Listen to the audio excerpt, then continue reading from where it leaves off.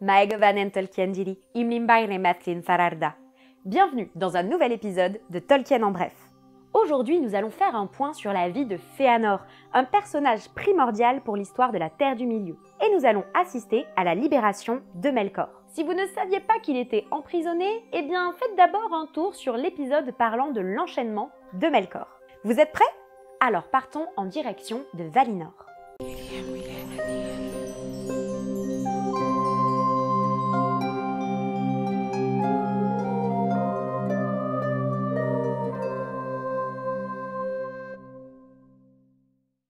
Donc, Fëanor avait perdu sa mère, Míriel, seulement un an après sa naissance, en 1170 de l'âge des arbres. Et son père, Finwë, l'éleva seul et reporta tout son amour sur lui. Et Fëanor grandit vite, animé par le feu de son esprit. Il devint grand, particulièrement beau, avec des yeux perçants et des cheveux noirs. Il était extrêmement talentueux et était connu pour être obstiné et ardent dans tout ce qu'il entreprenait. Il devint le plus subtil d'esprit et le plus habile de ses mains parmi les Noldor. Il est dit de lui que personne ne pouvait l'influencer, et si cela a pu arriver, c'était par des mots et des conseils, car personne ne put jamais le contraindre à changer ses projets par la force. Vous allez vite constater qu'il était du genre tête dure. Il accomplit de nombreuses choses dans sa jeunesse. Sa première grande œuvre fut l'amélioration du premier système d'écriture que le sage elfe Rúmil avait inventé. Ce premier alphabet, adapté au Quenya, fut créé en 1179 de l'âge des arbres et est appelé Sarati. Il créa ainsi en 1250 de l'âge des arbres les Tengwar de Fëanor, qui fut par la suite l'alphabet utilisé par tous les elfes.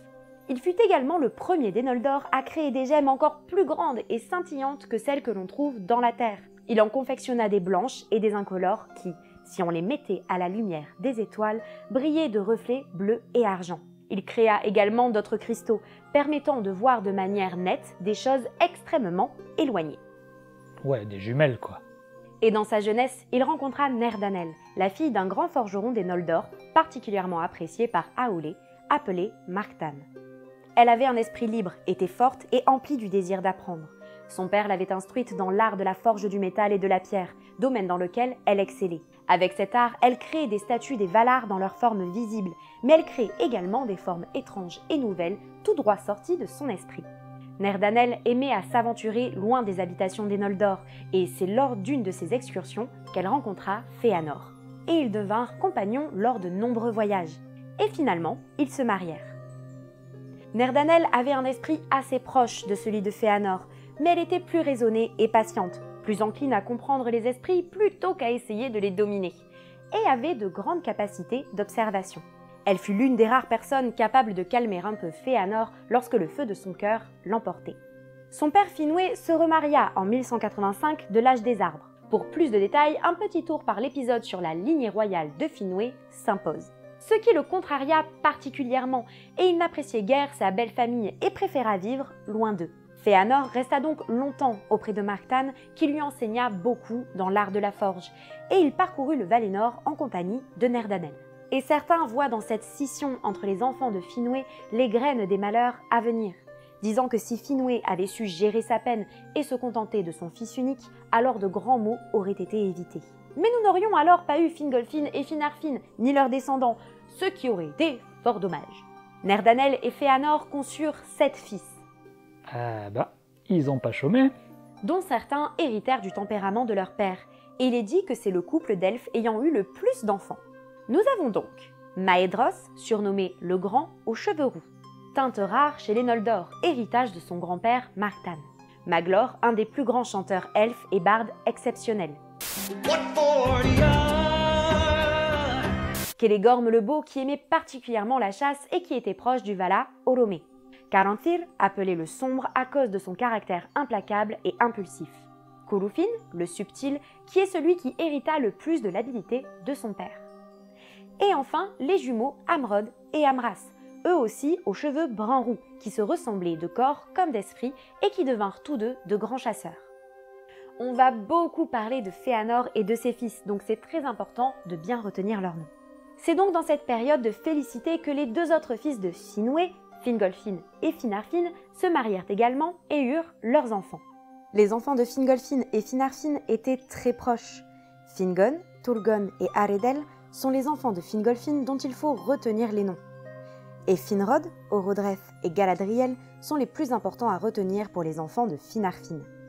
Et tout ce petit monde grandissait, fabriquait plein de trucs et se baladait en Valinor tout content et tout heureux. Alors c'est bien gentil tes histoires de famille, mais on aimerait bien un petit peu d'action. Tu nous avais pas parlé de la libération de Melkor? J'y viens, oh! Mais en 1400 de l'âge des arbres arriva le jour où Melkor avait fini de purger sa peine de 3 âges d'emprisonnement dans les halles de Mandos, avec comme seule compagnie lui-même. Là aussi, les Valar sont pas très malins, on laisse pas l'incarnation du mal tout seul pendant des siècles. C'est le meilleur moyen pour lui faire broyer du noir et comploter des plans machiavéliques. Melkor fut donc à nouveau amené devant les Valar pour comparaître devant ses pairs. Melkor découvrit alors les Valar et Aman dans toute sa gloire et sa beauté, embellis par les travaux et les gemmes des elfes. Et en voyant ces derniers auprès de Manwë et la réussite des Valar, son cœur se gorgea de haine, de convoitise et d'envie. Il cacha au fond de son esprit ses noires pensées, espérant ainsi se venger plus tard.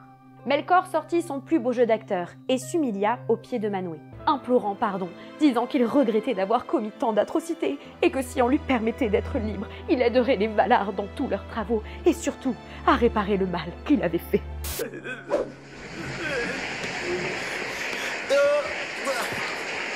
Merci à tous. Niena soutint Melkor, mais Mandos resta silencieux. Manwë lui accorda finalement son pardon. Quelle bonne idée! Il est pas un petit peu idiot, lui? Manwë n'est en rien maléfique. Du coup, il n'arrive pas vraiment à comprendre que Melkor est perdu pour toujours. Il sait qu'Ilúvatar les considérait comme frères et il espérait donc vraiment pouvoir collaborer avec lui. Mais pour le moment, Melkor devait rester sous surveillance à Valmar. Mais ce dernier, qui était très bon acteur, fit en sorte que tout ce qu'il disait ou faisait paraisse bon et agréable. Et il aidait les Valar et les Eldar à chaque fois qu'on le lui demandait. Ainsi, il fut rapidement libre de ses mouvements et se baladait partout dans le pays, aux grandes dames de Tulkas et Ulmo qui serraient les poings à chaque fois qu'ils le voyaient passer. Melkor cherchait la compagnie des elfes et grattait l'amitié en les aidant dans toutes les œuvres qu'il souhaitait entreprendre, car il les détestait plus que tout au monde. Il haïssait leur bonheur et leur beauté et les tenait toujours pour responsables de sa chute. Les Vanuars cependant restèrent très méfiants à son égard et ne le côtoyèrent que très peu, étant satisfaits de leur situation. Les Teleri, eux, n'intéressaient pas vraiment Melkor car ils les trouvaient faibles et sans valeur pour ses desseins maléfiques. Mais les Noldor, par contre, étaient tout à fait à son goût, car ils étaient curieux d'apprendre et ils tendirent l'oreille à ses enseignements et ses paroles, qui se révélèrent être bien plus dangereuses et vicieuses qu'il n'y paraissait. Je vous l'avais dit. Ouais, je suis d'accord, pour le coup, là, les Noldor sont pas super malins. Melkor prétendit avoir enseigné beaucoup de choses à Fëanor, mais c'était un mensonge, car jamais Fëanor ne s'entretint avec lui, et il ne lui demanda jamais conseil ni aide, et surtout pas dans la conception de sa plus grande œuvre, les Silmarils. Enfin bref, j'espère que cet épisode vous a plu. N'hésitez pas à vous abonner à ma chaîne et à me laisser des commentaires ou à me poser vos questions si vous en avez. J'essaierai d'y répondre. On se retrouve très vite pour poursuivre nos aventures en Terre du Milieu. Namarie Tolkien Diri.